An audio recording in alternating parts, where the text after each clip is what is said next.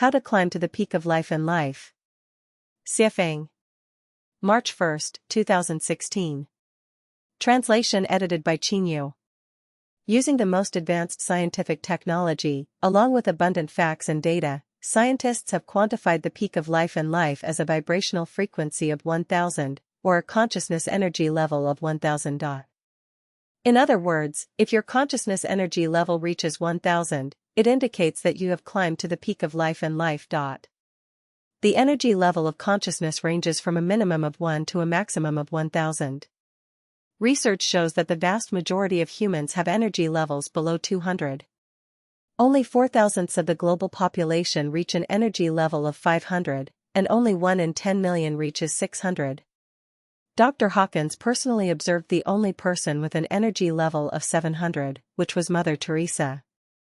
The great inventor Edison had an energy level of 470, U.S. President Roosevelt was 450, scientists Einstein and Newton were 499, Madame Curie was 505, Da Vinci was 565, Confucius was 590, Zhuangzi was 710, Bodhidharma was 795, Qigong the Living Buddha was 870, Laozi was 1000, and both Jesus Christ and Buddha Shakyamuni surpassed 1000. Statistics show that in thousands of years of human history, individuals with an energy level of 1000 are extremely rare and can be called great gods or Buddhas. Currently, the only known individuals to have reached 1000 are Laozi, Shakyamuni, and Jesus. From this, we can see that the peak of life and life we aim to climb is to become like Laozi, Shakyamuni, and Jesus. These scientific conclusions align perfectly with the values of Lifechanyuan. Laozi is a celestial being, Shakyamuni is a Buddha, and Jesus is a god. The energy levels of gods, Buddhas, and celestial beings are all 1000 and above. The peak that Lifechanyuan celestials aspire to reach is the energy level of a celestial being, which is 1000. How can we climb to the peak of life and life to reach 1000 within a limited time? Lifechanyuan makes it clear from the outset that Laozi, Shakyamuni, and Jesus are the mentors of Lifechanyuan. If we strictly follow their teachings in our cultivation and practice, we can climb to the peak of life and life. To simplify, we should strictly adhere to the teachings in the Tao Te Ching, the Gospels of the New Testament, the Diamond Sutra, and the Heart Sutra. If these scriptures are hard to understand, there is a shortcut: strive towards the goal of the state of eightfold liberation I have outlined. Achieving the state of eightfold liberation is not an overnight process, it requires going through 3 phases or checkpoints. First is the thorough purification of the mind, which I often refer to as the building of one's soul garden. Second is completely severing worldly ties and repaying all debts. Third is accumulating sufficient merit. Building the soul garden is the primary checkpoint.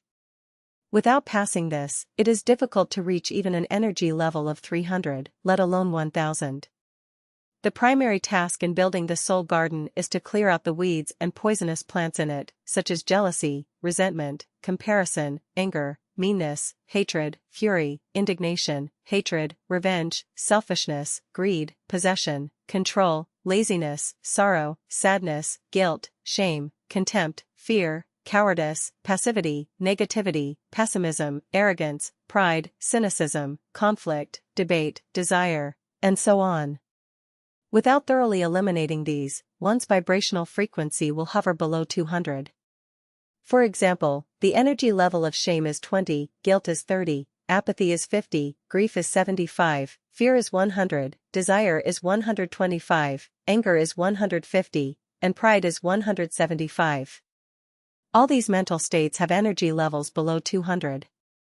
Therefore, building the soul garden is foundational work, and all practitioners must undergo thorough mental purification. Without this, all efforts are in vain. Scientists have discovered that 200 is a critical energy level.